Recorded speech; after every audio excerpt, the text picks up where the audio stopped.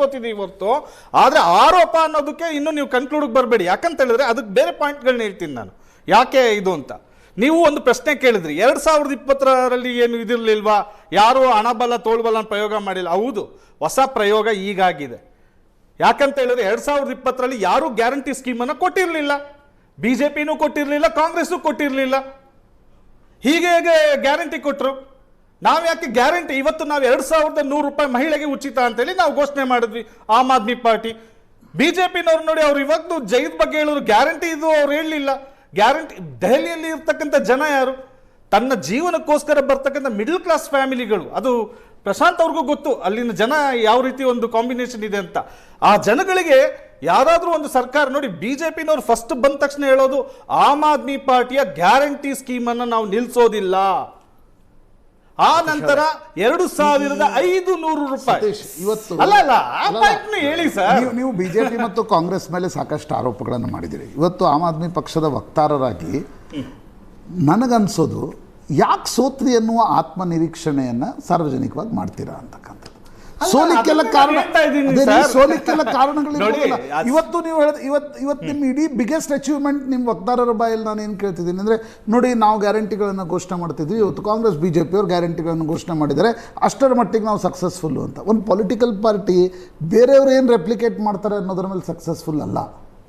ನೀವು ಚುನಾವಣೆಗಳನ್ನ ಹೇಗೆ ಗೆಲ್ತೀರಿ, ಚುನಾವಣೆಗಳನ್ನ ಯಾವ ರೀತಿಯಾಗಿ ನಿರ್ವಹಿಸ್ತೀರಿ ಅಂತ ಸರ್ ಅದನ್ನೇ ಹೇಳ್ತಾ ಇದ್ದಾರೆ. 2020ಯಲ್ಲಿ ನಿಮ್ಗೆ ಆ ಪಾಯಿಂಟ್ ಇರಲಿಲ್ಲ, ಇವಾಗ ವೆಯ್ಟೇಜ್ ಸಿಕ್ತಲ್ಲ ಒಂದು ಪಾರ್ಟಿಗಳಿಗೆ. ಇದು ಆಮ್ ಆದ್ಮಿ ಪಕ್ಷದ ಸಾಧನೆ. ಇನ್ನೊಂದು ಆಮ್ ಆದ್ಮಿ ಪಕ್ಷದ ಸಾಧನೆನಾ ಇದು? ಯಾವುದು ನಾವೇನೋ ಗ್ಯಾರಂಟಿ ನೋಡಿ ಅಂತ ನಾವು ಹಿನ್ನಡೆ ಹೇಳಿ ಅಂತ ಕೇಳ್ತಾ ಅದನ್ನ ಹೇಳ್ತಾ ಇದ್ದೀನಲ್ಲ. ಗ್ಯಾರಂಟಿಯನ್ನು ಇದು ಮಾಡ್ಕೊಂಡಿದ್ದಾರೆ, ಹಣಬಲ ತೋಳ್ಬಲ ಮತ್ತೆ ಇಸಿ ಪೊಲೀಸು ಆಡಳಿತವನ್ನ ಬಳಸ್ಕೊಂಡಿದ್ದಾರೆ. ಕರ್ನಾಟಕದಲ್ಲಿ ಇನ್ನೊಂದು ಜನರು ಪ್ರಜ್ಞಾವಂತರೆ.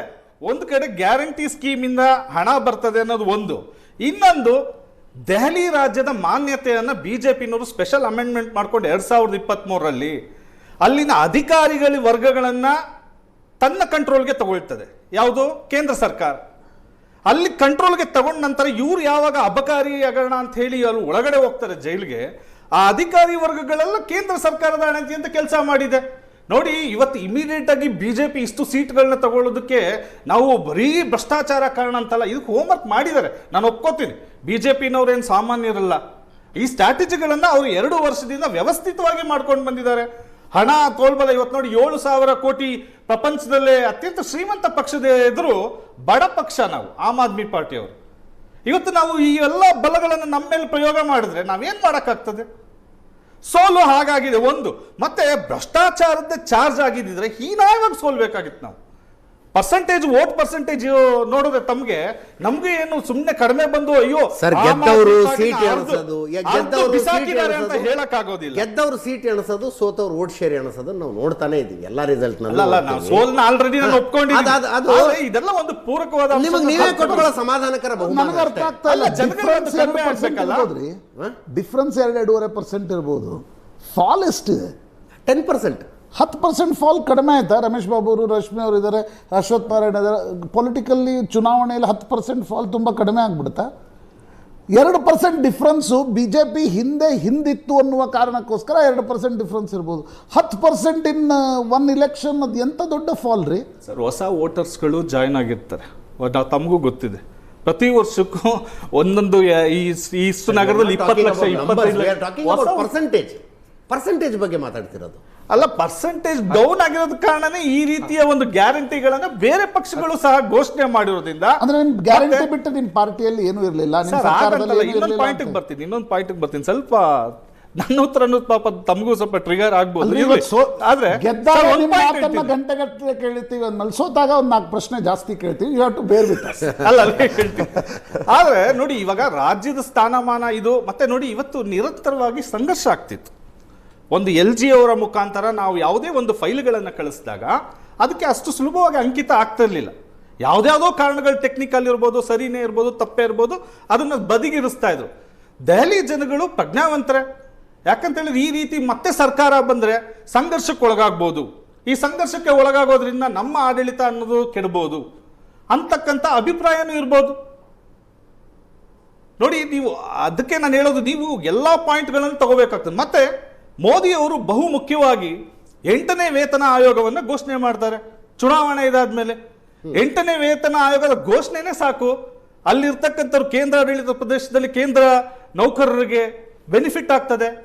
ಬಜೆಟ್ನಲ್ಲಿ ಮಧ್ಯಮ ವರ್ಗದವರಿಗೆ ನೀವು ಏನು 12 ಲಕ್ಷದವರೆಗೂ ಟ್ಯಾಕ್ಸ್ ಬೆನಿಫಿಟ್ ಬರ್ತದೆ ಅಂತಕ್ಕಂಥ ಘೋಷಣೆ, ಇದೆಲ್ಲ ದೆಹಲಿ ಜನರಿಗೆ ಆಶಾದಾಯಕವಾಗಿದೆ. ಸೊ ಆದ್ದರಿಂದ ನಮ್ಮ ಮತ ಪ್ರಮಾಣ ಈ ಮಟ್ಟದಲ್ಲಿ ಡೌನ್ ಆಗಲಿಕ್ಕೆ ಇದೆಲ್ಲ ಕಾರಣ. ಮತ್ತೆ ಶೀಶು ಮಹಲ್ ಅನ್ನೋ ಕಾರಣಗಳನ್ನು ತಗೋತಾರೆ. 33 ಕೋಟಿ ರೂಪಾಯಿ RTI ನಲ್ಲಿ ಆ ದಾಖಲೆ ಹಾಕಿರೋದು. ಆಯ್ತು, ಪ್ರತಿ ರಾಜ್ಯಗಳಲ್ಲಿ ಇರ್ತಕ್ಕಂಥ CM ಅವ್ರ ನಿವಾಸದ ಬಗ್ಗೆ ಯಾಕೆ ಚರ್ಚೆ ಆಗಲ್ಲ? 2-3 ನಿವಾಸಗಳು ಇರ್ತದೆ. ಯಾಕಂದ್ರೆ ಯಾವ ರಾಜ್ಯದ ಮುಖ್ಯಮಂತ್ರಿ ಅಭ್ಯರ್ಥಿಯು ನಾನು ವ್ಯಾಗನಾರ್ ನಲ್ಲಿ ಓಡಾಡ್ತೀನಿ, ರಾಜಕಾರಣಿಗಳಿಗೆ ಯಾಕೆ ಅಷ್ಟು ದೊಡ್ಡ ಮನೆ ಬೇಕು, ಅಷ್ಟೆಲ್ಲ ಯಾಕೆ ಸೆಕ್ಯೂರಿಟಿ ಬೇಕು, ರೆಡ್ ಲೈಟ್ ಹಾಕೊಂಡು ಯಾಕೆ ಓಡಾಡಬೇಕು ಅಂತ ಮಾತನಾಡಿ ಅಧಿಕಾರಕ್ಕೆ ಬಂದಿರಲಿಲ್ಲ ಸರ್. ಅಲ್ಲ, ಮಾತಾಡಿ ಅಧಿಕಾರಕ್ಕೆ ಬಂದಿರಲಿಲ್ಲ ಬೇರೆ ರಾಜ್ಯಗಳಲ್ಲಿ. ಆಯ್ತು, ನಾನು ಫಕೀರ, ನನಗೆ ಜೀವನದಲ್ಲಿ ಏನು ಬೇಕಾಗಿಲ್ಲ ಅಂತ ಹೇಳಿದವರು ಸಾವಿರಾರು ಕೋಟಿ ಅರಮನೆಯಲ್ಲಿ ವಾಸ ಮಾಡಬೇಕಾ? 8,500 ಕೋಟಿ ರೂಪಾಯಿ ಕೊಟ್ಟು ಜಹಾಜನ್ನ ವಿಮಾನದಲ್ಲಿ ಓಡಾಡುತ್ತಾರೆ. ದಿವಸಕ್ಕೆ 3 ಲಕ್ಷಾಂತರ ಮೌಲ್ಯದ ಸೂಟನ್ನು ಹಾಕ್ತಾರೆ, ಬೂಟನ್ನು ಹಾಕ್ತಾರೆ. ಇದು ಯಾರ ಹಣ? ಹಾಗಾದ್ರೆ ನೀವು ಒಬ್ಬ CM ನಿವಾಸವನ್ನ ಇಷ್ಟು ಗಂಭೀರವಾಗಿ ಪರಿಗಣಿಸ್ತೀರಿ ಅಂತ ಹೇಳಿದ್ರೆ, ನೀವು ಯಾಕೆ ನಮ್ಮ ಮಹಾರಾಜರ ಈ ಆರ್ಗ್ಯುಮೆಂಟ್ ಜೀವನ ಶೈಲಿಯನ್ನ ನೀವು ಯಾಕೆ ಪ್ರಶ್ನೆ ಮಾಡ್ತಾ ಇಲ್ಲ? ಈ ಆರ್ಗ್ಯುಮೆಂಟ್ ಡೆಲ್ಲಿ ಜನ ಯಾಕೆ ಬೈ ಮಾಡ್ಲಿಲ್ಲ ಅಂತ ಮಾರ್ಕೆಟಿಂಗ್ ಯಾರು ಜಾಸ್ತಿ ಆಗುತ್ತೋ ಅವ್ರದ್ದು ಹೋಗುತ್ತೆ. ಅಂದ್ರೆ 15-20ರಲ್ಲಿ ನೀವು ಮಾರ್ಕೆಟಿಂಗ್ ಮಾಡಿದ್ರ? ಯಾವುದು? 15-20 ಈ ರೀತಿ ಸರ್, ನಾವು ಕಾಮಕ ರಾಜನೀತಿ, ನಾವು ಒಂದು ಕೆಲಸದ ರಾಜನೀತಿ ಮೇಲೆ ಹೋಗಿದ್ವಿ. ನಮ್ಮ ಗ್ಯಾರಂಟಿ ನಿಮ್ಗೆ ಇಷ್ಟ ಆಗಿದ್ರೆ ವೋಟ್ ಕೊಡಿ ಅಂತ ಕೇಳಿದ್ವಿ. ಆಮೇಲೆ ಕರೋನಾ ಬಂದ ನಂತರ 2-2.5 ವರ್ಷ ನೀವು ಆಡಳಿತ ಮಾಡೋ ಕೇಂದ್ರ ಸರ್ಕಾರನೂ ಬಿಟ್ಟಿಲ್ಲ. ಅಜಿತ್ ಅವರು ಪಾಪ ಒಳ್ಳೆ ನಿರೂಪಕರು, ಅವ್ರ ಬಾಯಿಗೆ ಬಟ್ಟೆ ಕಟ್ಬಿಟ್ಟು ನೀವು ನಿರೂಪಣೆ ಮಾಡಿ ಅಂದ್ರೆ ಹೇಗ್ ಮಾಡ್ತೀರಿ ನೀವು?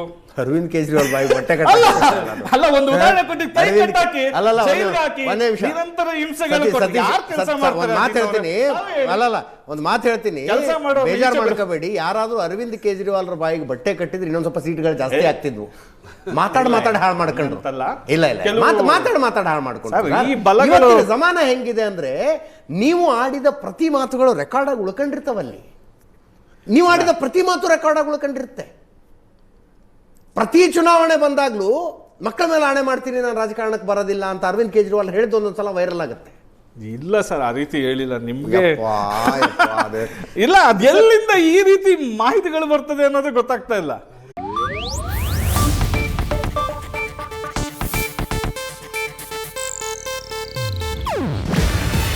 ಇದು ಏಷ್ಯಾನೆಟ್ ನ್ಯೂಸ್ ನೆಟ್ವರ್ಕ್ ಪ್ರಸ್ತುತಿ. ನೀವು ನೋಡ್ತಿದ್ದೀರಾ ಏಷ್ಯಾನೆಟ್ ಸುವರ್ಣ ನ್ಯೂಸ್.